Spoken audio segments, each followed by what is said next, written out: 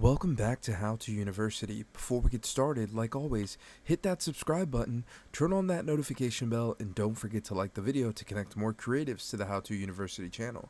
In today's video, we're going to teach you how to make a transparent background for a logo. So all we have to do is head over to our tool Canva, and for the sake of the video, we're going to go ahead and click on social media, and we're going to go ahead and do a post for an Instagram story.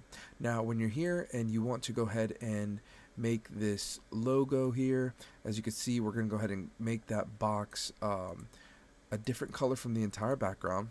And as you can see here, there's that white box, but if you were to upload this onto a website or onto, your Shopify store or LinkedIn account, wherever, that white box would follow. So all you have to do, there's two ways you can do this.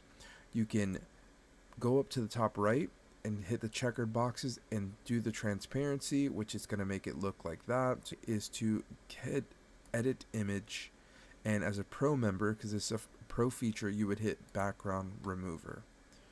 Now, that's just only half of the steps in order to get this into a transparent background. So now that the transparent background is there, the white block is gone, you have to head over to the top right to share and hit download, and now there's three different things here.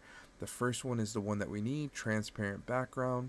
We hit download, and now it's going to download this as a image that does not have a background. So for the sake of the video, I'm going to go ahead and click on this, and it's going to show you what it's going to look like so you can share this file on any of your social media platforms.